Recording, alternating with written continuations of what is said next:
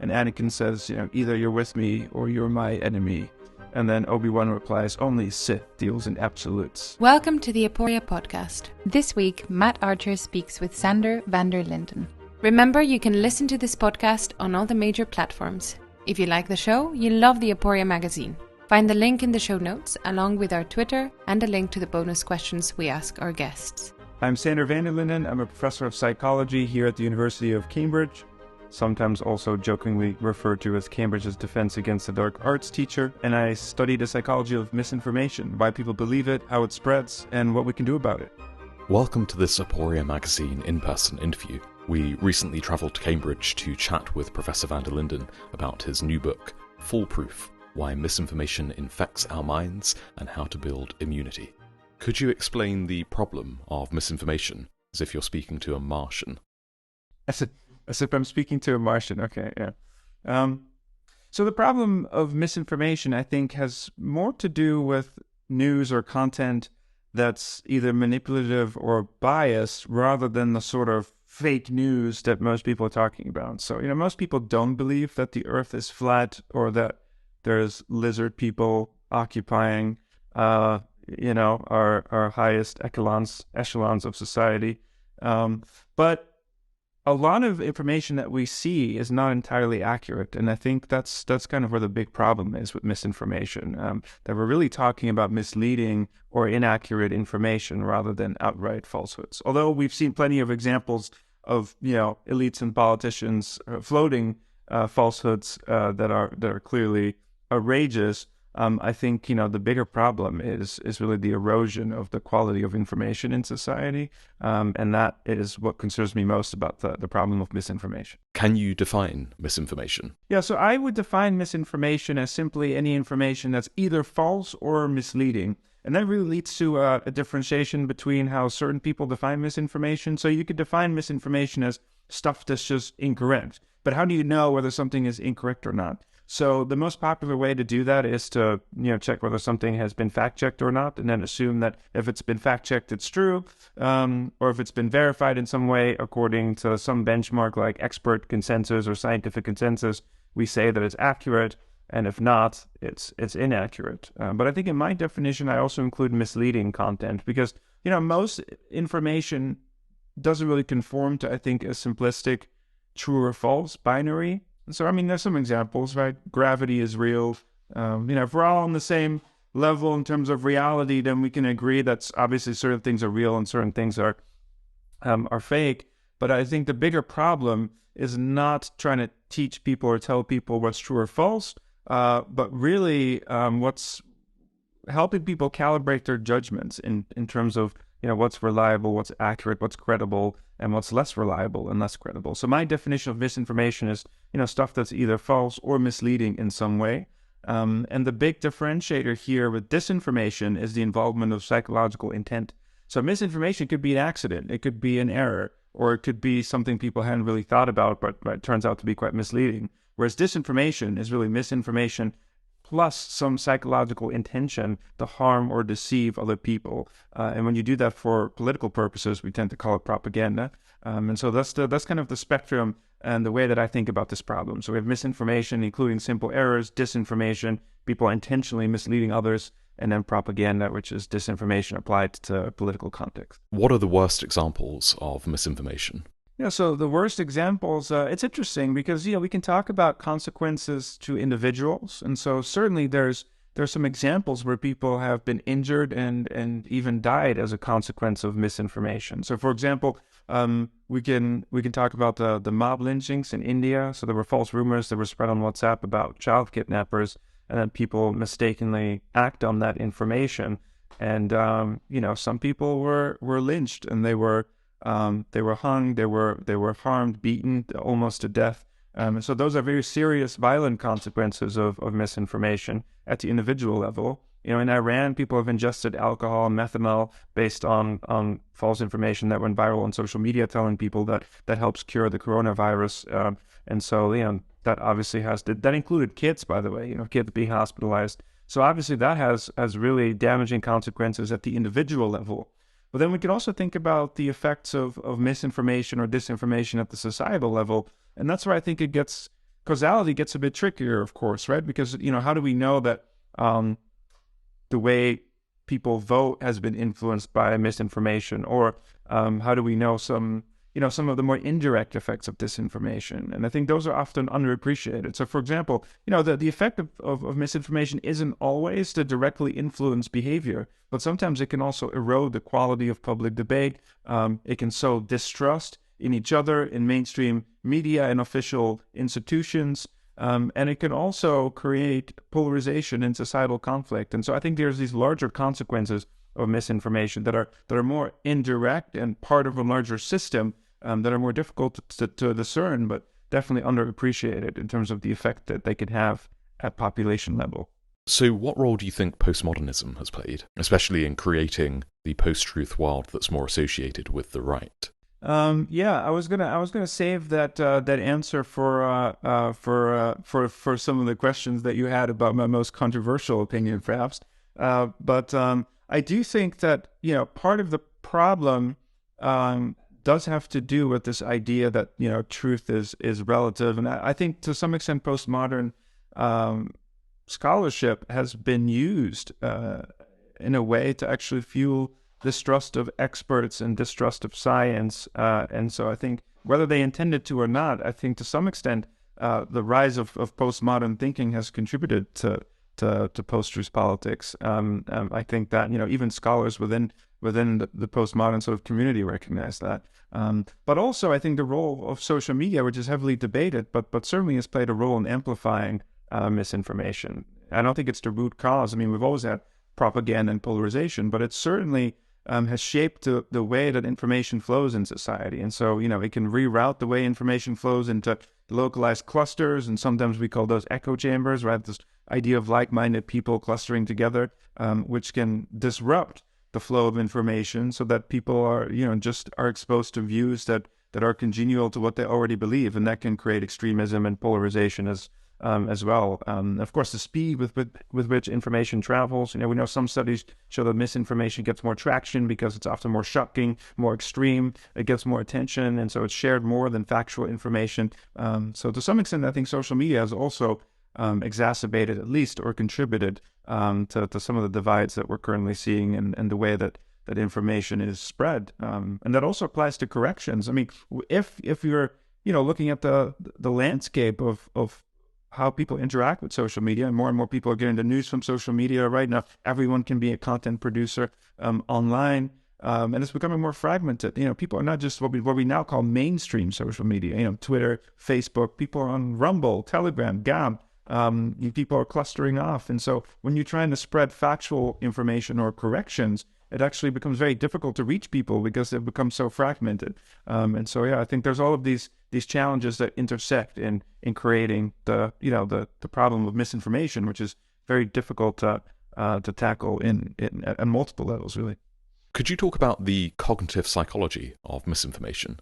Yeah, I think, well, there's certain qualities about the human brain, I think, that make everyone susceptible, or that makes everyone susceptible to misinformation. And that just has to do with the fact that, humans have a truth bias. And that at a basic level, if you think about it from an evolutionary sort of perspective, most of the time we're not being lied to constantly by everyone. And so it's not unreasonable to assume that most information that we come across is probably true under normal circumstances. Because if you had to critically analyze every single piece of information that's coming at you, we wouldn't be able to get anything done. So people rely on rules of thumbs or heuristics, and one of those heuristics is to assume that most stuff is just probably true. But when you shift and use that heuristic in environments where the base rate of misinformation is much higher than what you would normally see, for example, on some social media or even on some cable news, so when you shift to environments where the base rate is much higher, that heuristic doesn't work well. And so people are much more likely to be deceived. And then there's related phenomena like illusory truth. And so we know that the more often you repeat something, the more true it feels for people, because the brain mistakes fluency for familiarity. And so, let's take an example. Madrid is a big city, right? A lot of people in Madrid. It's in fact the most populous city in Europe. After the UK left the EU, because London used to be the biggest city. Now it's Madrid. Huge number of people, tons of people in Madrid, most populous city in Europe. Now, if I tell you 1 week later that was total bullshit, it's not the biggest city in Europe. Now I'm going to have to correct something that your brain's already automatically created associations with in your memory network. And so you have concepts in your memory, right? The biggest city, the most populous city, how many people. And if I keep repeating these associations, the brain makes them stronger over time and they become easier to retrieve and process. And this is something we call fluency. So the more fluent information is, the easier it is to process, the faster the brain is to process.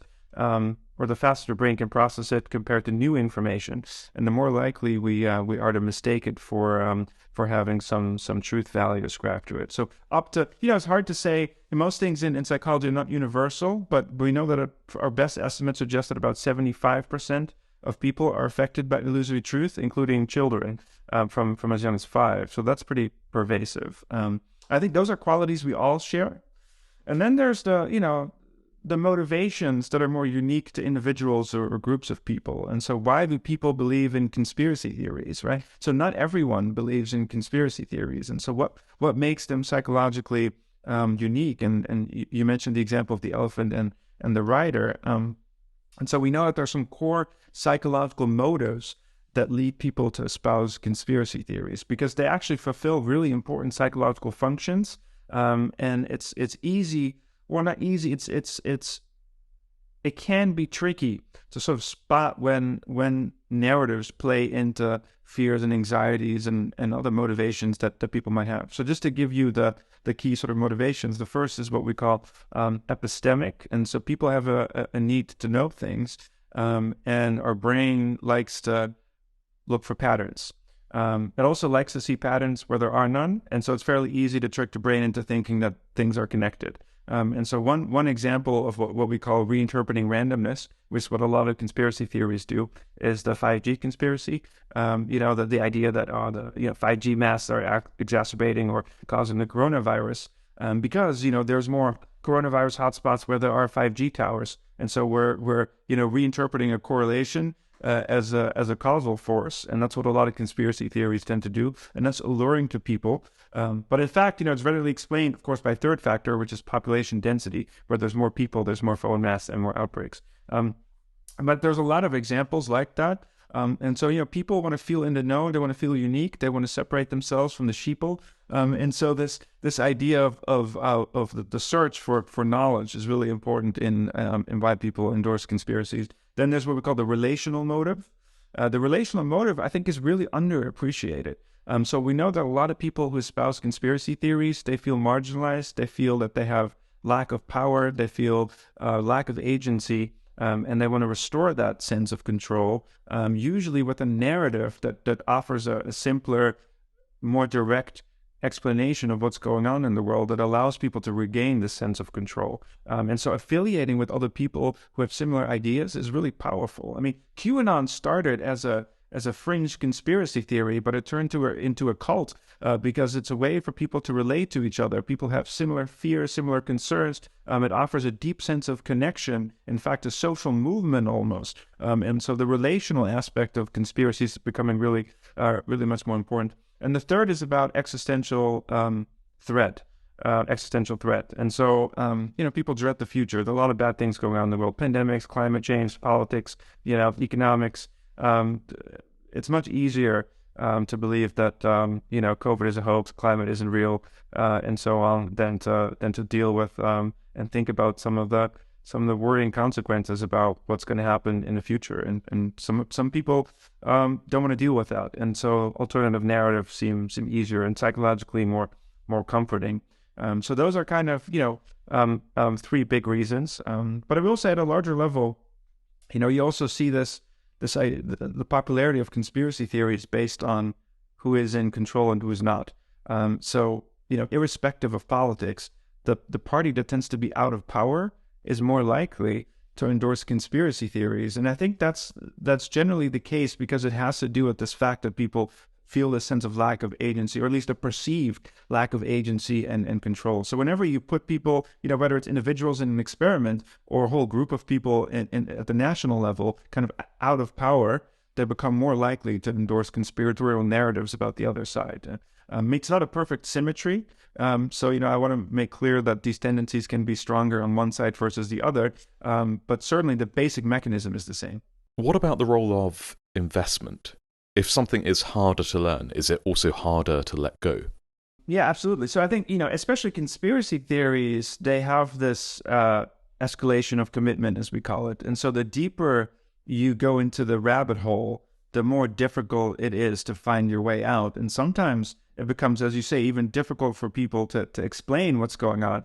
And typically what you see is if you challenge people on a specific conspiracy theory, they will jump levels. And so there's going to be a superordinate conspiracy theory that will explain the local inconsistency. So, for example, was Osama bin Laden already dead when the troops arrived, or is he still alive somewhere? Those are clearly mutually inconsistent conspiracy theories, but people will often endorse them at the same time. And so when you probe people and say, wait, aren't those two conspiracy theories totally inconsistent with one another?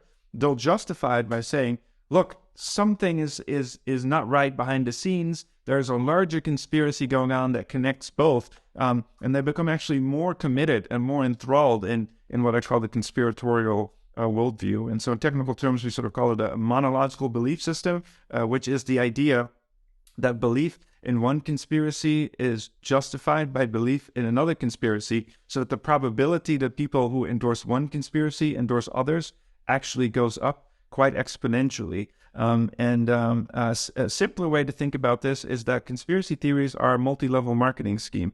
And so the people at the top, people like Alex Jones, who, for years peddled the Sandy Hook crisis actor conspiracy theory, who now, admitted, no, it's 100% real, probably knew that all along. But he's the drifter, and he's kind of floating these conspiracy theories. Then there are the people who adopt them and become motivated and invested into spreading this further. And then there are people at the bottom suffering the consequences. And so I think, you can think of it almost like a multi-level marketing scheme where people become heavily invested and you're too far down the rabbit hole to really find your way back or find your way out of it. And that's why I think sometimes the best solutions are actually structural, giving people supportive environments, and letting people, arrive at their own conclusions in non-threatening ways over time. Just as somebody who's become part of a cult, don't change overnight. And so, yeah, people, I always get these emails, the lab leak, see, and this and that. People email me about all sorts of conspiracy theory, Epstein. The truth of the matter is, I don't know exactly what happened to Epstein. I'm not an expert on 9/11. Was there a natural lab leak? It seems unlikely, but, we need to be scientific and consider all options. But I think the key thing that differentiates healthy scientific skepticism from conspiracy is open-mindedness about possible explanations and the weight of evidence. Because the conspiracy always starts with the premise. Somebody's planning something behind the scenes, and I just need to find evidence that is true, which is a motivated worldview and is the opposite of a scientific theory, which starts out neutral in terms of, we might have some priors based on scientific evidence, but it starts out fairly neutral and it gives weight to different explanations, and it doesn't settle on one versus the other just because, we want something to be true. And so I think that's really the key difference. Yeah, I wasn't sure if you want to, there's certain cognitive things that are pretty universal, and then there's, the sort of more social motivations that lead different groups of people astray because, they want to affirm some part of their identity or something like that. So it's, it's a slightly different kind of answer, I suppose. Yeah, why some people become radicalized by conspiracy theories versus why most people are susceptible to sometimes believing falsehoods. Are there any interesting individual or group differences in susceptibility to misinformation? Yeah, there are some really interesting individual differences. It's hard to sort of create a profile of who's more likely to believe in conspiracy theories, but we generally do know that certain risk factors are people who score high on a variable we call pseudo-profound bullshit. And so these are statements that sound intellectual but are in fact nonsense. It's very closely related to pseudoscience, and sometimes spirituality and other non-scientific ideas that generally we call magical thinking. And so that's often a gateway to conspiracy beliefs, because they use some of the same structures and some psychological building blocks that make it attractive for people.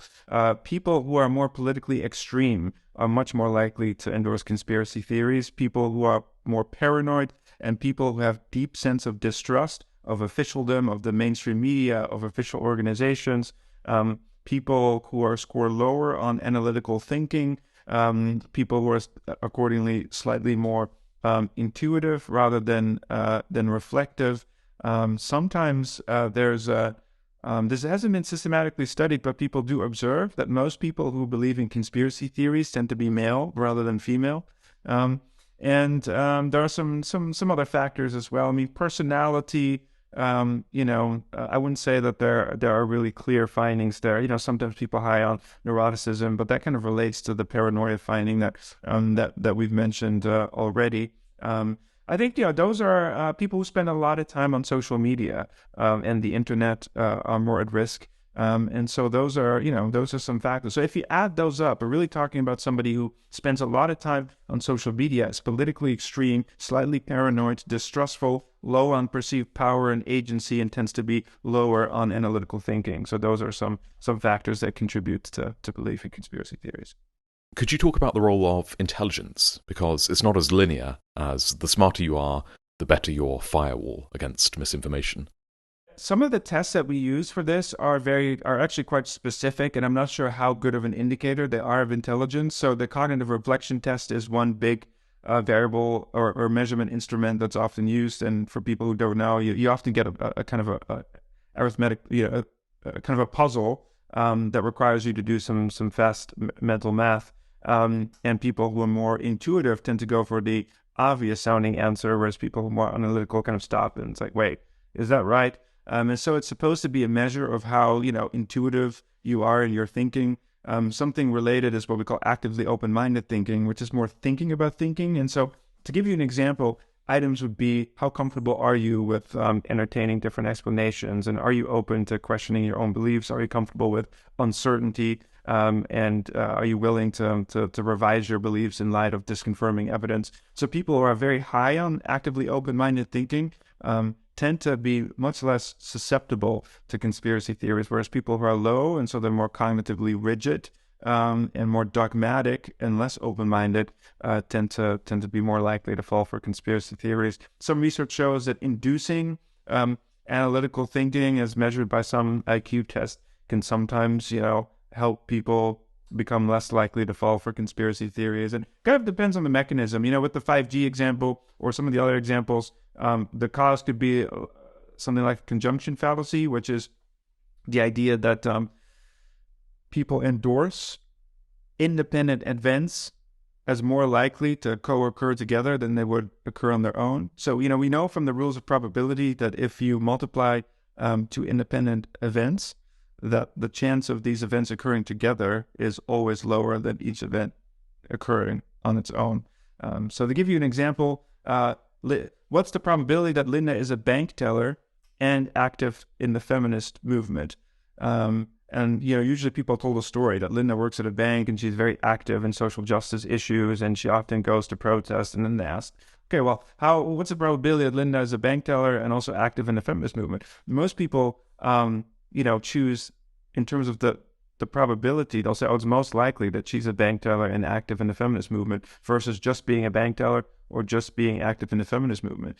But we know that the conjunction is a subset, right? And so it can't possibly be the case that it's more likely that she's a bank teller and active in the feminist movement, because feminist bank tellers are necessarily a subset of all bank tellers. And so people who endorse conspiracy theories endorse multiple inconsistent conspiracy theories at the same time, and the likelihood that they're all true at the same time becomes increasingly low. So when you explain this fallacy and train people on it, which is what we have done in some experiments, you do see that people who can then recognize the conjunction fallacy are less likely to endorse conspiracy theories that make use of them. So that does give us some indication that some analytical thinking is involved in conspiracy theories. But I think for other conspiracies, which focus more on social or identity motives, analytical thinking is going to be less relevant, and even smart people can be duped by it. What's the best way to combat misinformation? Yeah, so one of the challenges with combating fake news is that once people are already exposed to it, it tends to leave traces behind in our memory network. So when you're trying to debunk something, you're kind of playing a game of whack-a-mole. So, when you debunk one falsehood, another one pops up somewhere else. Because once we integrate false information in our memory system, it becomes very difficult to undo, something we call the continued influence of misinformation. So if I tell you that, I went by this little restaurant on your street the other day, got terrible food poisoning, just terrible food poisoning. And then a week later, I tell you, never mind, it was actually some other restaurant. Now every time you're going to pass that restaurant, you're going to think food poisoning. Even when people acknowledge a correction and having heard or seen a debunk, they still continue to retrieve false details from memory and use it in their reasoning. So for those reasons, we've decided to focus on this concept of pre-bunking rather than debunking. And pre-bunking is all about building preemptive resilience to misinformation. And the best way to do that, we found, is through this idea of psychological inoculation. So what is inoculation? It follows the biological analogy almost exactly. So just as vaccines introduce a weakened or inactivated strain of a virus into the body to help confer resistance against future infection by activating our immune system and the production of antibodies, it turns out you can do the same with information.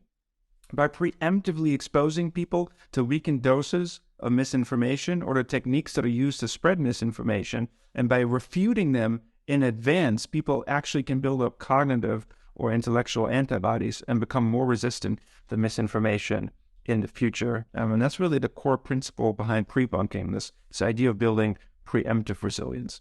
Can accuracy be incentivized?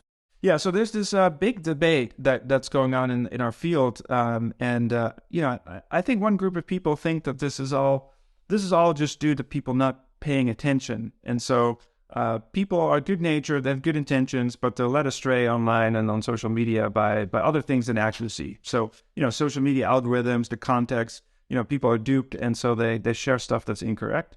Whereas other groups kind of believe that slightly more nefarious, that people do know the right answer, but they're giving they're spreading misinformation because they want to dunk on the other side, and they have deep social, religious, spiritual, and other motivations to want to uphold the beliefs that define their commitments to important groups, and they want to spread those beliefs and diminish the beliefs of other groups in society. And so I think both explanations are probably true, and that's kind of what led us to this experiment. So one of the things we did was we asked partisans in the United States to rate a bunch of headlines, and then we kind of looked at how accurate people are, both liberals and conservatives, in their ratings.